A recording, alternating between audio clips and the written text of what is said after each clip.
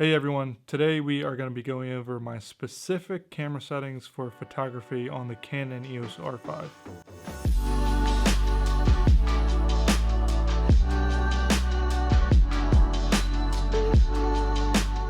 Alright, so this video is for people who have either just acquired the Canon EOS R5 or if you've had it for a while and you haven't really had the time to go through the menus to see how you can customize your camera, then hopefully you can take away something from this video that will help. Again, this is just for photography. If you are looking for tips on how to set up your camera for video, then that'll be coming out in the future. So if you're interested, definitely subscribe. All right, so let's take a look at the menu. So we're going to go through all of the most important settings that I've found to be helpful with my time shooting with the Canon EOS R5. So for image quality, I usually just set this to RAW, but there are times where I might do a dual recording for RAW and JPEG, and for those times I really do that when I think that I might want to upload to the internet or social media or something like that, and I really just kind of want that quick turnaround where I take the picture and it's already ready to go and ready to post. So but like I said, I usually just have it set to RAW. Dual pixel RAW, I haven't messed around with that yet. You can record in dual pixel RAW and then utilize Canon's specific editing software to do certain unique manipulations for the photos, like adding a artificial light to the photo in post, which is kind of cool. I'll probably mess around with it at some point. I just haven't had the time. And then for cropping, I usually just set that to full because, like I said, I shoot in RAW, and if I do want to crop, I will do that in Lightroom. All right, so on page 2 of the camera settings, let's see, anything on here. ISO speed settings, that's kind of important if you do want to use auto ISO. So then you can select your ISO speed range. So if you say you didn't want it to go over 64,000 for your ISO, you could set the max to that and then the minimum to 100. If I were working in more of an automatic setting and I wanted to make sure that I didn't have any camera shake or any motion blur within my subject, then I would make sure that I set my minimum shutter speed to something that's a little bit faster, maybe 1/250 or something like that. For HDR PQ settings, I'm not really going to go over that in this video, but I will do a separate video on that topic. Alright, so these next few are definitely helpful if you are shooting with that JPEG recording turned on. Optimizer and highlight tone priority. If I am shooting in JPEG and I want to increase my dynamic range, basically these settings are going to be doing a similar sort of processing that you find in smartphones, where you're able to get high dynamic range within your photo without having to take multiple exposures. And then you can enable anti-flicker shoot if you are, shooting with like LED lights or lights that are more prone to having that flicker effect. Before I move on from this page, it is worth noting that if you shoot in RAW, you can do in-camera RAW processing and then add some of these components in during the processing. I usually try to stay away from doing in-camera RAW processing because I'm a little hesitant on, if it's going to compromise the SD card or not, but I will say that it does come in handy if you just shot in RAW and say you don't have your computer with you and you want to turn that RAW photo into a JPEG. It's nice to have that option. Alright, so on page 3, you want to set your white balance to whatever you need it to be. Sometimes I use auto white balance if I'm not in a professional setting and maybe I'm just shooting photos of the family. I'll just set it to auto white balance just to have one less thing to think about. And then you have custom white balance here. I do use that a lot, especially if I'm shooting video for a client and I am changing locations a lot. I'll make sure that I set my custom white balance. For color space, I just have it set to standard RGB. And then for picture style, if I'm shooting JPEGs, I usually just set it to standard. I used to shoot in portrait a lot, but I found that the skin tones really kind of were a little bit weird, a little bit too on the red side. So I usually shoot in standard or neutral or faithful. Something a little bit more subdued is usually preferred.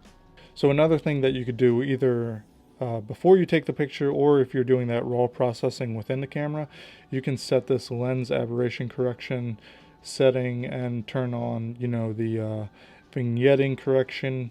So you could turn that on if you want. Distortion correction, you can do that within there. And then you have your digital lens optimizer, which is nice for correcting the aberrations that you get within the lens. So it is nice to have that. Again, you can do it if you are doing that in-camera raw processing. You can add this stuff after the fact. So that is cool. All right, so for long exposure noise reduction, I usually turn that off.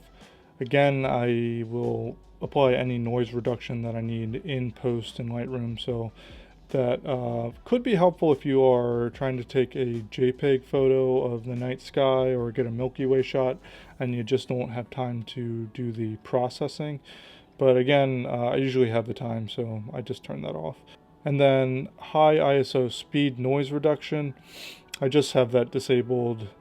Again, same concept. If I needed to utilize only JPEGs, I might, you know, set it to standard or something like that, but I usually do it in post. Dust delete data, I haven't used that yet, but it does seem like a cool feature. I'll have to read up on that. All right, so on page 5 here, we have multiple exposures. So if you do want to do a multiple exposure within the camera, then you would just set all of your settings here. And you know, the R5 is nice because you can do more than 2 exposures, where I think like in the, maybe it was the R or the RP, you could only do up to 2 exposures. So and then there's a lot of people that will just keep that off, and then if they did want to do some kind of multi-exposure, they might just use Photoshop or something. Okay, so here we have HDR mode, and I would definitely turn this on if you are looking for an experience that's more reminiscent of what you get on a smartphone, where, you know, you just hold the camera up and then the camera will take a few photos for you and then stack them automatically and combine the exposures, and you're left with a JPEG image of the final product within the camera. So it is cool. And then last but not least, we have your focus bracketing right here if you are doing macro work or landscape work where you need to make sure you have everything in focus. Okay, so here we have our interval timer if you want to do, you know, your time-lapse photography. All right, so for shutter mode, I have it set to mechanical.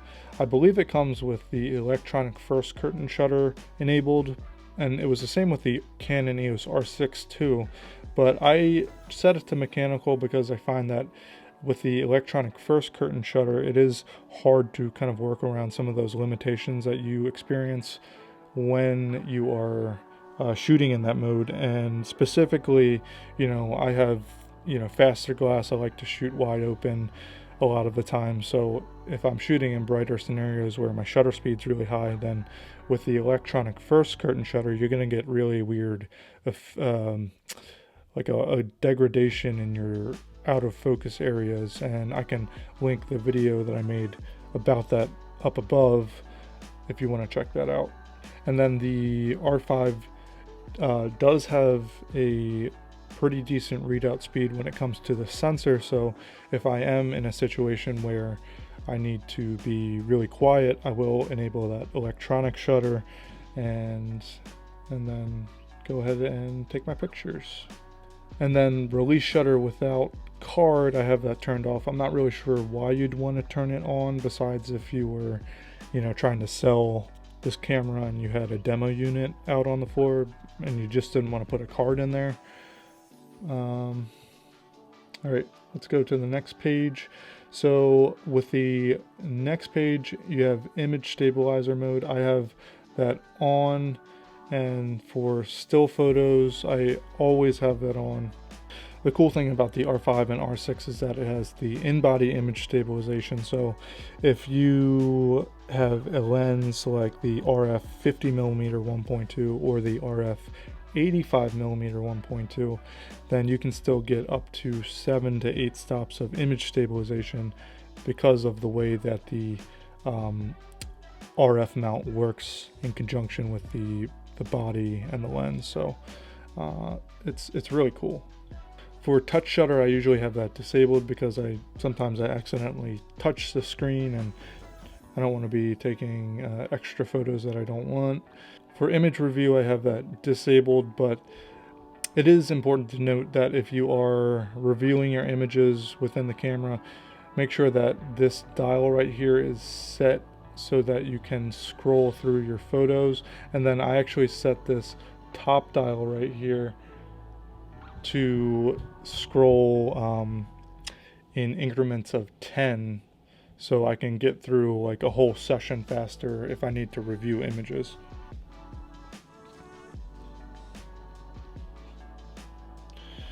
Alright, so anything else on this page? Exposure simulation, I have that enabled.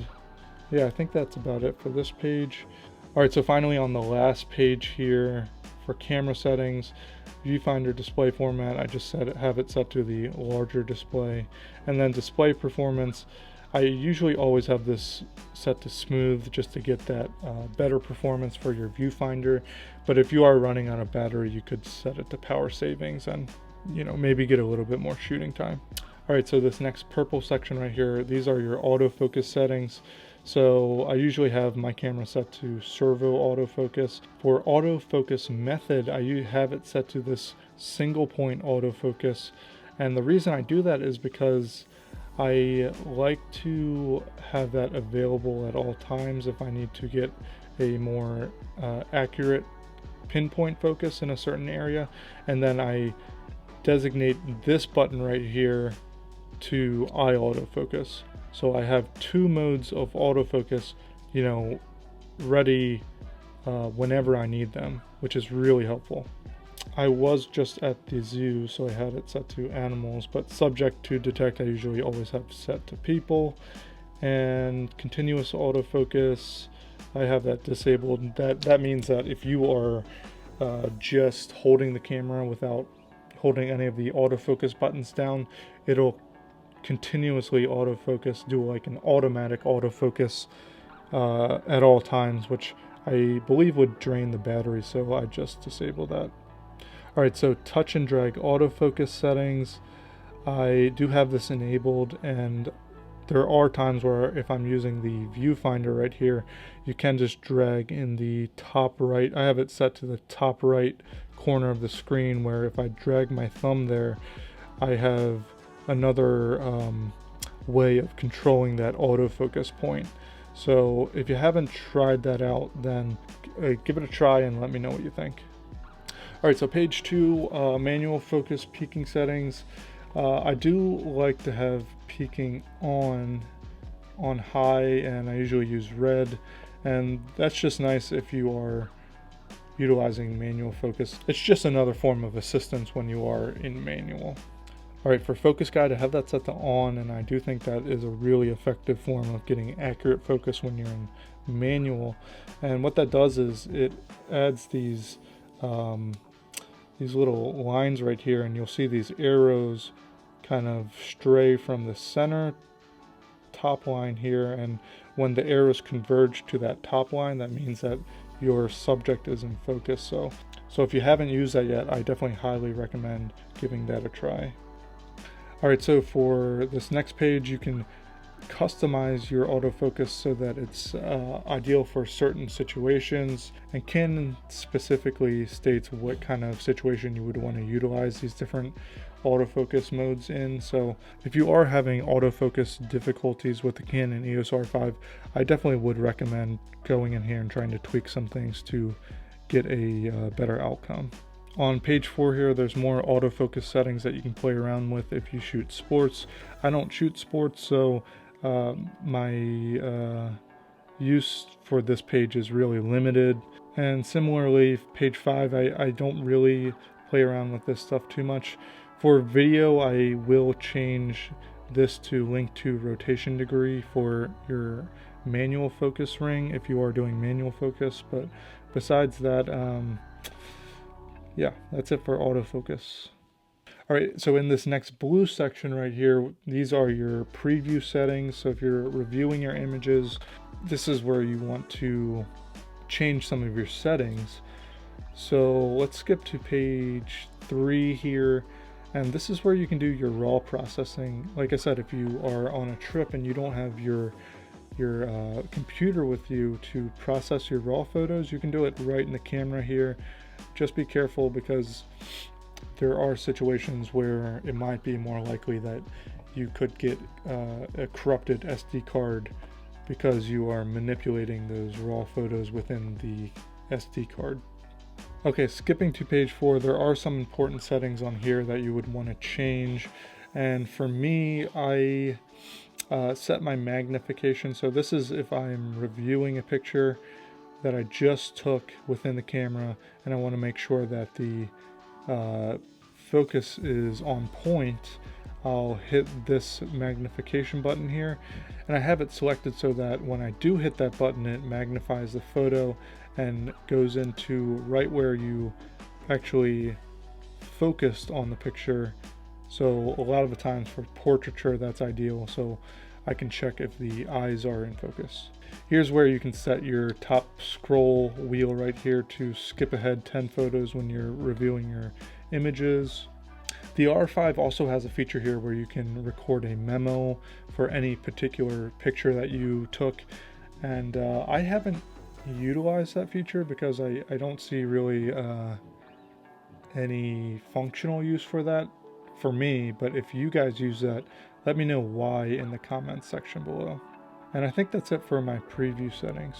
Okay, so this is basically your Wi-Fi section, and I'm just going to skip over this because it's pretty self-explanatory. If you want to set up your camera so that you can hook it up to your phone, then this is where you would do that. All right, so this yellow setting here, this is your kind of general camera setting. So right off the bat, you're going to find this record function section right here, and this is where you tell your camera how to record to the media cards that you have inserted. So right now I have it set to record to multiple right here, and that means that I want the image that I just took recorded to my CF Express and my SD card at the same time.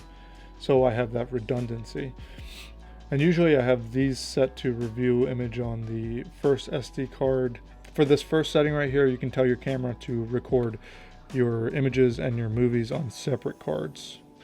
For page 2 here, I would just go down here and disable the beep if you don't like your camera beeping every time you touch it.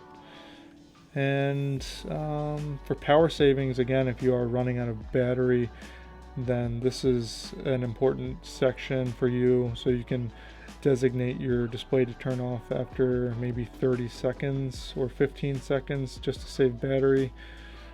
And I have it set to 30 minutes just because I do video a lot and I don't want my camera turning off on me automatically.